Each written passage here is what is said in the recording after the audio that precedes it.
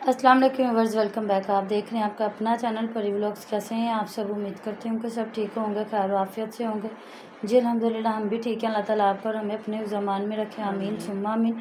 और इसी दुआ के साथ आज की वीडियो का आगाज़ करते हैं। और जो हमारे चैनल पर न्यू हैं उनसे रिक्वेस्ट है कि हमारे चैनल को लाइक करें, सब्सक्राइब करें, बेल आइकन को प्रेस कर दें ताकि आने वाली हर वीडियो का नोटिफिकेशन आप तक पहुँचता रहे।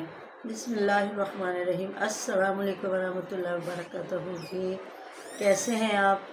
तो जी बहुत बहुत मुबारक अलीवीर और जो हैं हुमैरा और जो उनके वालिद साहब आज निकल पड़े और कह रहे थे जिस तरह के 1 बजे की शायद फ़्लाइट है तो 10 बजे निकलना है, तो सुबह उठ के तैयारियाँ श्यारियाँ की हैं।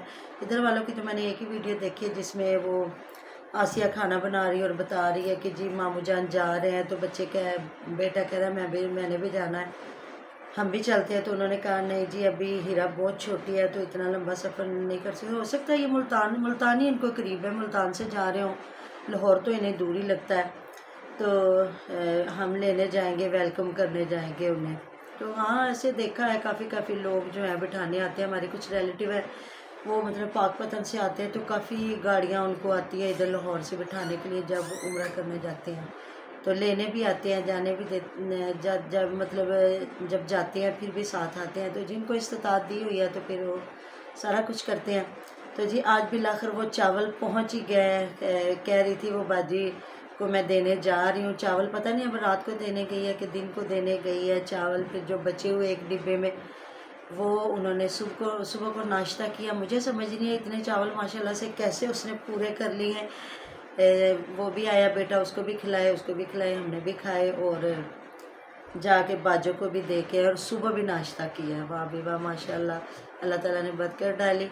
तो हमें कमेंट आया हुआ था कि ये लोग ये कल इसने ना चिकन वाले चावल बनाए अदरक लहसुन के बगैर। तो मैं पहले भी कह चुकी हूँ ये चिकन वाला सालन और जो भी हो लहसुन तो डाल लेते हैं लेकिन अदरक इन्होंने कभी नहीं डाली।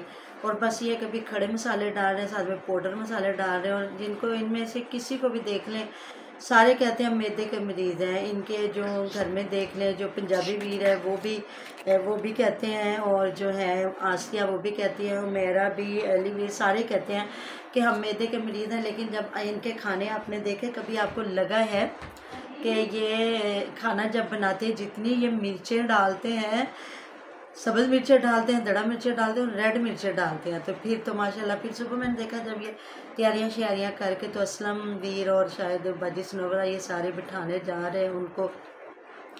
अल्लाह पाक कबूल मंजूर फरमाए। तो जो हमें कमेंट आया हुआ था कि जिस तरह ये दोनों मियाँ बीवी इतरा के कह रहे हैं जी अल्लाह का हम पे ख़ास करम है, अल्लाह का हम पे ख़ास करम है। तो जी बिल्कुल अल्लाह का ख़ास करम होता है जब बंदा वहाँ पहुँचता है। तो बाज़ औक़ात ये होता है कि घुमंड में या तकब्बुर में या गुरूर में बंदा सारा कुछ ज़ाया कर बैठता है। तो इसलिए कभी भी हर चीज़ में आजिज़ी होना बहुत ज़रूरी है।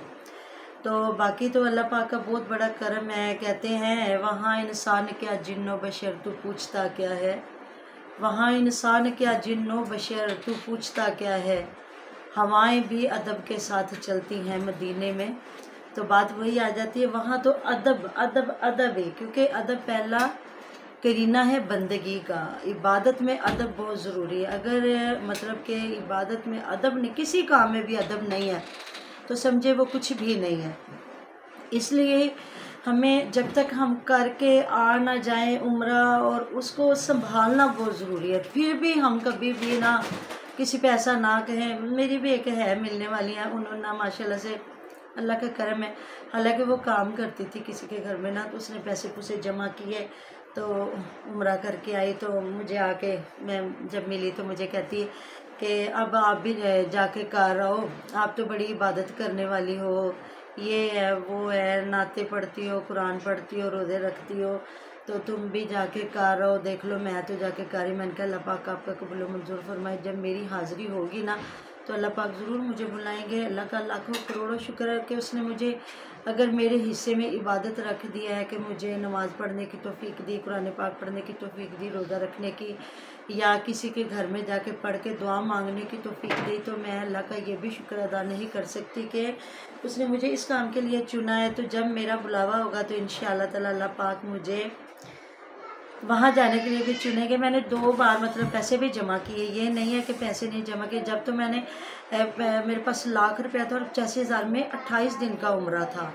तो जब हमारे अपने इलाके के 100 लोग गए थे, लेकिन मैं नहीं जा सकी थी क्योंकि मियाँ साहब ने कहा कि बेटे को साथ लेके जाना। बस यही मेरी भी ख्वाहिश यही थी या है, अल्लाह ताला तौफीक दे। फिर इनके बाबा जान फोत हो गए, फिर मैं और ही झंझटों में पड़ गई। जिस तरह आपको पता है सिंगल मदर होना, घर को लेके चलना, तो मैंने अपने अल्लाह पाक से दुआ की कि अल्लाह ताला मुझे रोज़े महशर अपने सामने, अपने नबी के सामने और मेरे हस्बैंड के सामने मुझे सुरखरू करना कि मैं कल को जवाब देना हो कि तेरे 4 बच्चे थे तो मैंने उनके साथ कोई नाइंसाफ़ी की। अल्लाह ताला मुझे इस चीज़ में सुरखरू फरमाना, रोज़े माशर में अपनी इज़्ज़त लेके अपने बच्चों को प्यार से, मोहब्बत से उनकी हक तलफी ना कर सकूँ।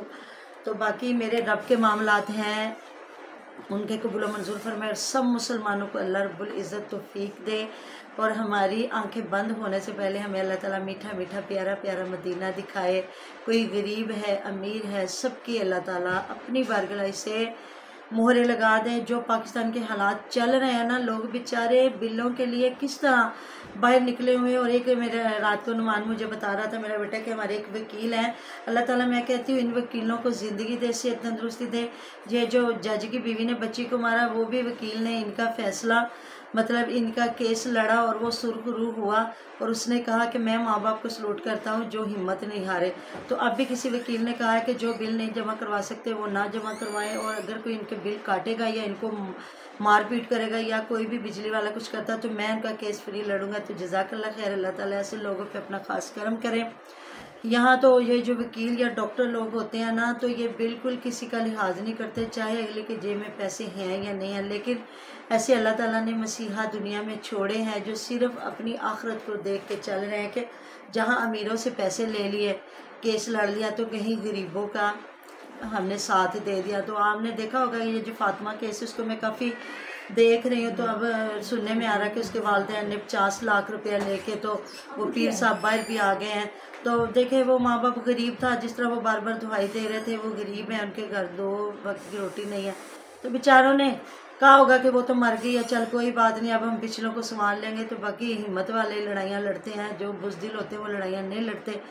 तो बस कहाँ से कहाँ निकल जाते हैं। तो अल्लाह ताला हम सब पे अपना ख़ास करम करे, रहम करे और इनका उम्र कबूल मंजूर फरमाए और हमें भी तौफीक दे। इनकी तो बातें फिर हम नोट करते ही रहते हैं, गलतियाँ नोट करते ही रहते हैं, क्या क्या बातें करते हैं क्या क्या। तो जी हमें कमेंट आया हुआ था कि फ़ियाज़ ने अपनी वालदा साहिबा को क्यों वॉशिंग मशीन लेके दिया कि वो बहुएं हाथ नहीं लगाने देती होंगी या फ्रिज को भी हाथ नहीं लगाने देती होंगी। तो ऐसी बात है जी, जिसकी चीज़ होती है तो मैं कहती हूँ देखने वाले क़यामत की निगाह रखते। हो सकता है आसिया चीज़ें रखती हो, तो सास ने तो बेचारी ने क्या कहना, वो तो पुप्पी भी है, लेकिन सास सास ही होती है। तो हो सकता है मैविश ना यूज़ करने देती हो, जिस तरह मैविश अपने रूम में रखी हुई है, हालांकि इतना बड़ा बरामदा दोनों साथ साथ भी पड़ी रहती तो कोई बड़ी बात नहीं थी। लेकिन नहीं जी, उन्होंने अपने रूम में रखी हुई थी।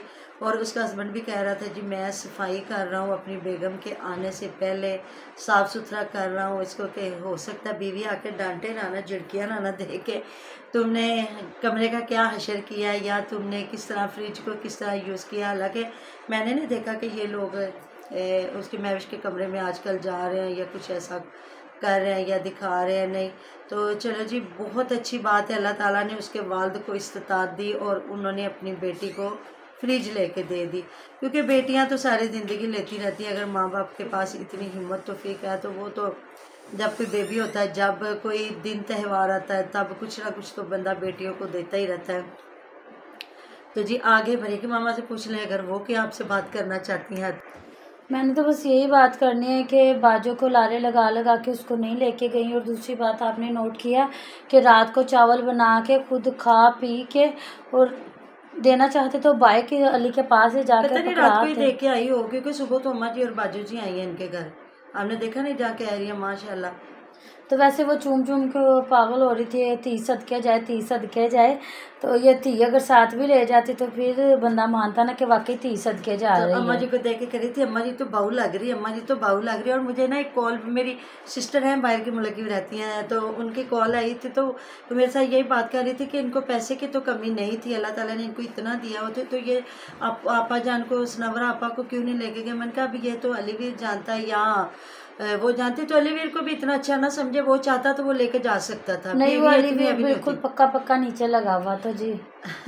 तो जी मिलते हैं नेक्स्ट वीडियो में। हमने बहुत सारा क्या रखेगा, दुआ में याद रखेगा, आप हमारे दुआ में हर वक्त हमारे साथ होते हैं जी। हमारी बातें अच्छी लगे तो थैंक यू सो मच। आप बहुत प्यारे प्यारे कमेंट करते हैं। इस पे हम शाम वाली रात वाली वीडियो पे बात करेंगे जी। अल्लाह अल्लाह हाफिज़। हाफिज़।